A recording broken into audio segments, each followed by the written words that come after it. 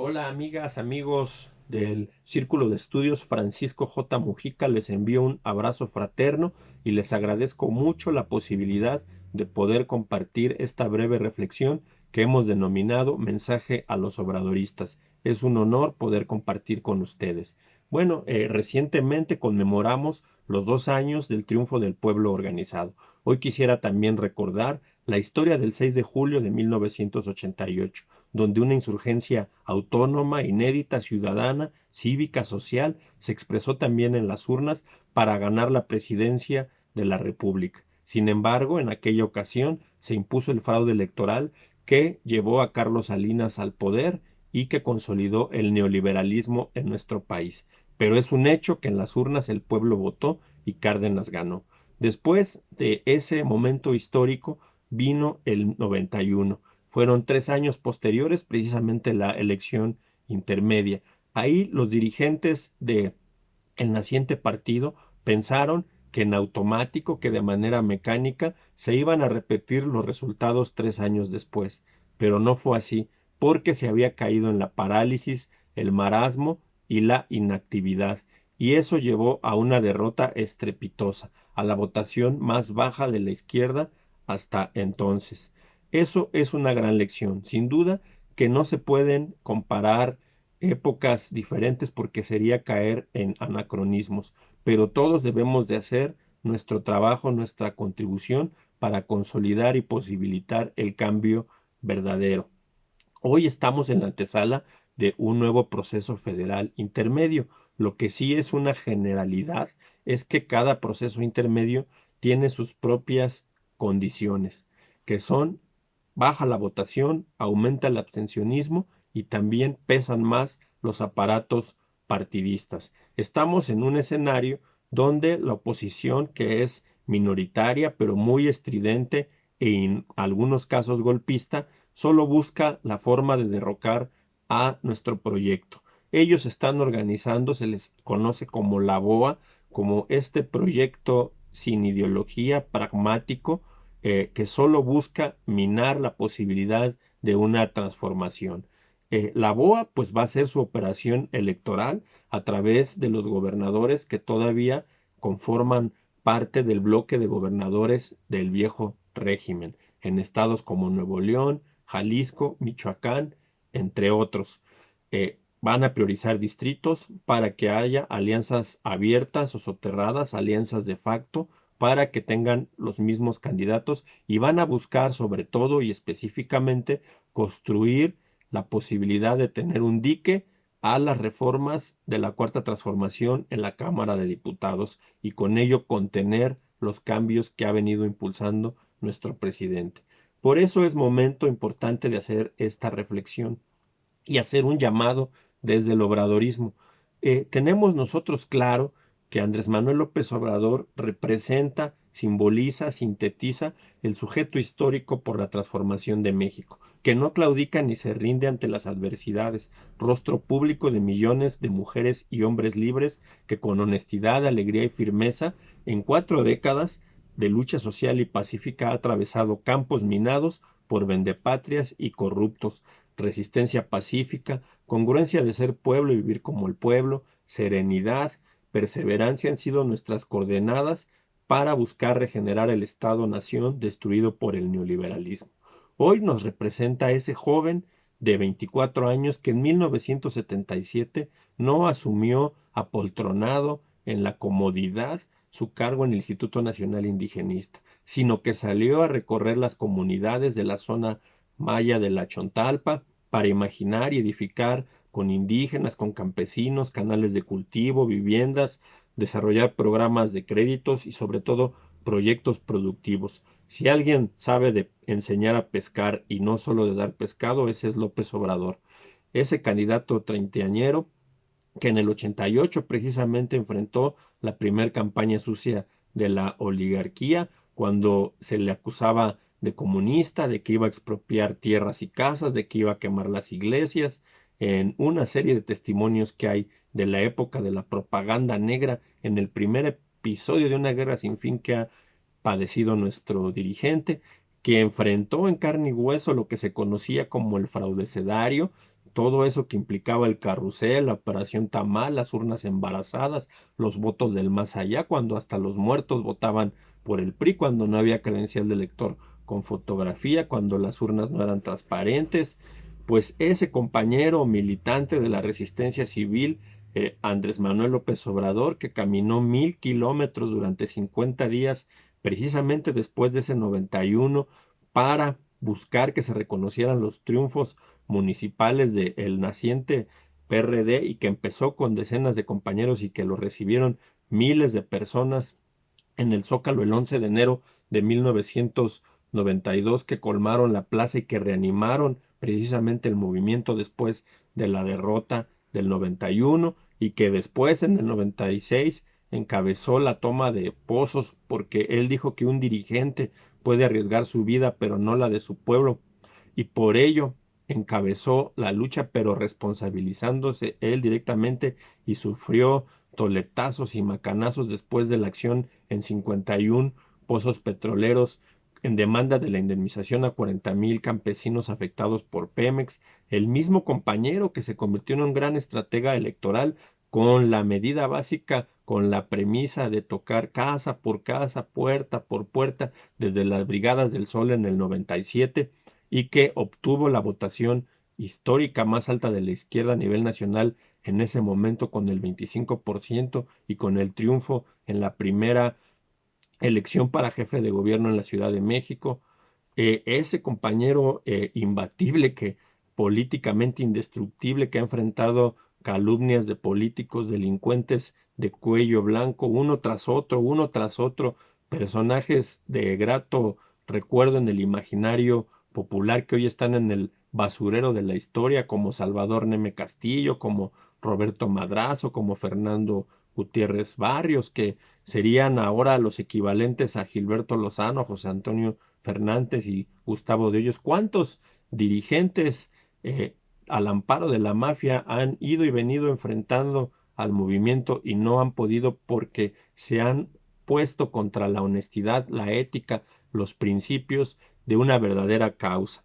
Entonces, a 2 años del triunfo, tenemos que tener la claridad de que Andrés Manuel López Obrador somos el pueblo organizado, que nosotros lo llevamos a la presidencia de la República, y por eso nosotros defendemos el proyecto.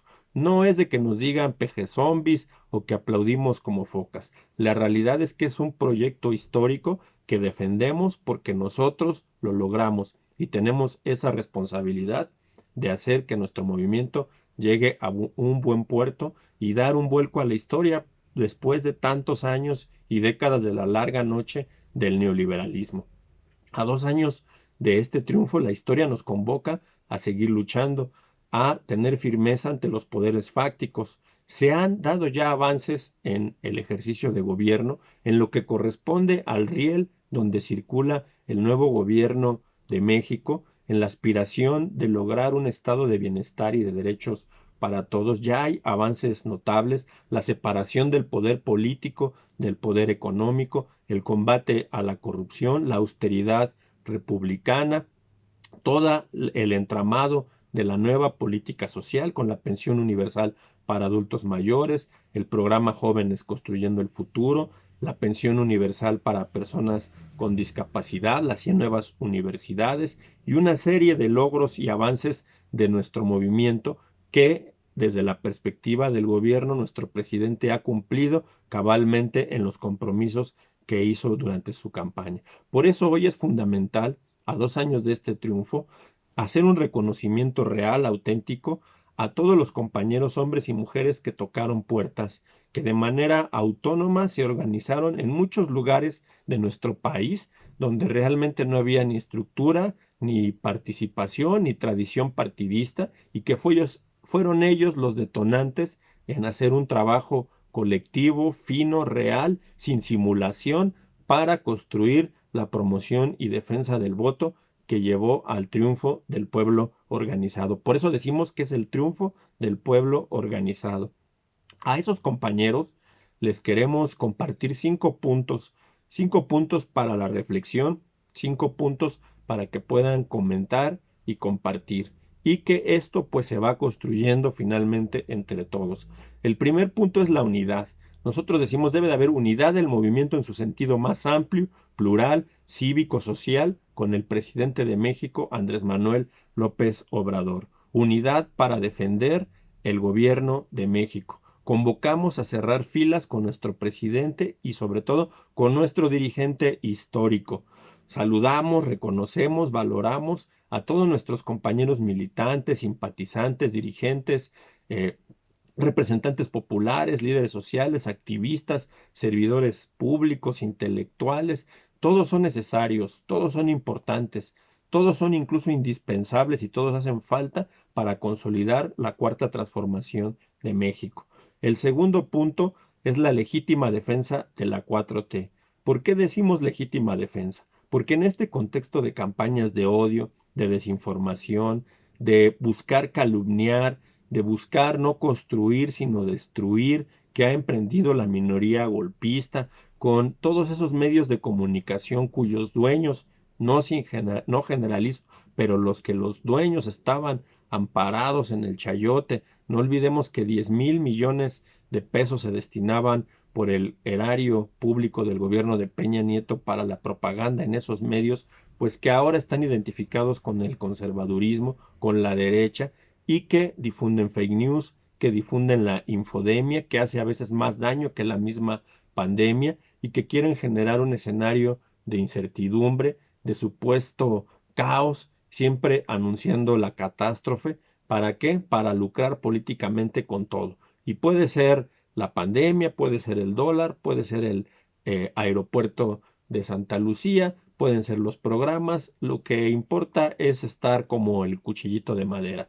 Entonces, aspiramos a construir una legítima defensa a ras de tierra donde respondamos todas las falsedades que se difunden, donde informemos lo que está haciendo en el riel que es el del gobierno nuestro presidente y nosotros en el riel del movimiento también construyamos que avance la locomotora de la historia. El tercer punto, que creemos que es algo que debe ya priorizarse, es el juicio a Felipe Calderón. ¿Por qué? Porque Felipe Calderón es quien ha construido el golpismo, esta nueva etapa de guerra mediática, y no es un tema de venganza, sino de justicia. Ese personaje debe, en un debido proceso, hacerse cargo de responder a la justicia ante los crímenes de lesa humanidad que cometió durante su sexenio. El cuarto planteamiento es que la nueva normalidad debe darse solo con el pueblo organizado. ¿A qué nos referimos? A que la agenda es la del pueblo organizado, pero por el bien de todos, primero los pobres. Es muy importante hacer conciencia que todo el tema de la austeridad, el combate a la corrupción, los recursos que se han obtenido del combate a la corrupción y de la propia austeridad, se han centrado en atender a los sectores que tradicionalmente, que históricamente no habían sido atendidos y que son los olvidados, los más vulnerables ante la crisis económica y ante la pandemia. Y por eso decimos, qué bueno que tenemos un presidente como Andrés Manuel López Obrador, que dispuso la pensión para adultos mayores en una época tan compleja y tan adversa como la actual. ¿Qué sería de nuestros adultos mayores en las condiciones que no tuviéramos a AMLO como presidente? El quinto punto es esto que estamos construyendo, que construye el Círculo de Estudios Francisco Mujica, la posibilidad de coordinar esfuerzos entre todos aquellos librepensadores, amigos, camaradas, compañeros militantes, simpatizantes, que tenemos claro que el proceso histórico de hoy es lograr la cuarta transformación de nuestro país y hacer a un lado de manera diplomática por la izquierda, pues a los advenedizos, a los oportunistas que se sacaron la lotería sin comprar boleto y que ni siquiera se ponen la camiseta del proyecto. Y también tenemos que trascender por la izquierda y de manera inteligente a esa derecha extremista, golpista, retrógrada, que se niega a reconocer su derrota. Ahí queremos que la alianza del movimiento de Morena sea con el pueblo, sea con sus propios militantes, con los compañeros que sostienen círculos de estudios, que sostienen comités,